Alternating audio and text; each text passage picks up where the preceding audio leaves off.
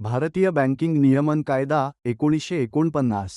Banking regulation act in India 1949च्या कायद्यापूर्वी भारतातील बँक व्यवहारांवर 1913च्या कंपनी कायद्यानुसार नियंत्रण ठेवले जात होते, मात्र ते अपुरे होते. त्यामुळे 1949चा बँकिंग नियमन कायदा अस्तित्वात आला. भारतातील सहकारी बँका वगळता देशातील सर्व व्यापारी व खाजगी बँकांना 1949चा बँकिंग नियमन कायदा लागू होता. 1965 पासून हा कायदा देशातील सहकारी बँकांना देखील लागू झाला.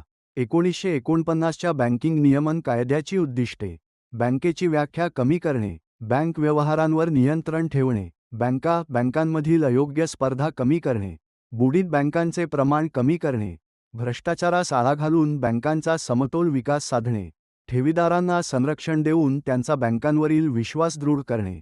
1949च्या बँकिंग नियमन कायद्यातील तरतुदी: या कायद्यानुसार देशातील सर्व प्रकारच्या बँकिंग व्यवहारांवर नियंत्रण ठेवण्याचे अधिकार रिझर्व्ह बँकेस आहेत. या कायद्यात बँकांची व्याख्या, बँकांची कार्ये, निषिद्ध कार्ये, भांडवल उभारणी, राखीव निधी, बँक परवाना, शाखा विस्तार, किमान राखीव निधी, बँकांची रचना, बँकांचे विलिनीकरण इत्यादींबाबत विस्तृत तरतुदी आहेत. 1962 साली 1949च्या बँकिंग नियमन कायद्यात सुधारणा करण्यात आली. भारतात नवीन बँक सुरू करण्यापूर्वी कोणत्याही देशी वा विदेशी बँकेस रिझर्व्ह बँकेची परवानगी घ्यावी लागते. एखाद्या बँकेस नवीन शाखा सुरू करण्यासाठी तसेच चालू शाखेचे ठिकाण बदलण्यासाठी रिझर्व्ह बँकेची परवानगी आवश्यक. बँकिंग नियमन कायदा कलम 11 नुसार सहकारी बँकांच्या निवडणुकीत एक व्यक्ती एक मत या तत्त्वाचा अवलंब केला जातो.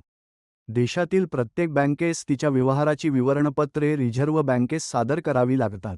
प्रत्येक बँकेची जिंदगी व देयता दर्शविणारे मासिक विवरणपत्र दर महिन्याच्या शेवटच्या शुक्रवारी रिझर्व्ह बँकेस सादर करावे लागते. दर 6 महिन्याला बँकेच्या गुंतवणुकीचे विवरणपत्र व कर्जाच्या वर्गवारीचे विवरणपत्र रिझर्व्ह बँकेस सादर करणे बंधनकारक. बँकेच्या ज्या खात्यावर मागील 10 वर्षात एकही व्यवहार झालेला नाही, अशा खात्यांचे तपशीलवार विवरणपत्र आर्थिक वर्षाच्या शेवटी रिझर्व्ह बँकेस सादर करावे लागते. बँकांचे परस्पर सामंजस्याने आपसात विलिनीकरण करण्यासाठी रिझर्व्ह बँकेची परवानगी आवश्यक. तोट्यातील एखादी बँक बंद करणे वा तिचे सक्तीने विलिनीकरण करण्याचे अधिकार रिझर्व्ह बँकेस आहेत. एखाद्या बँकेचे राष्ट्रीयीकरण करण्यासाठी केंद्र शासनास रिझर्व्ह बँकेचा सल्ला घ्यावा लागतो. बँकिंग नियमन कायद्यातील विभाग 56 वगळता अन्य सर्व तरतुदी भारतातील सर्व प्रकारच्या बँकांना बंधनकारक. विभाग 56 मधील तरतुदी 1965 पासून सर्व सहकारी बँकांना लागू आहेत. हे आहे GK Marathi YouTube channel at GK Marathi, GK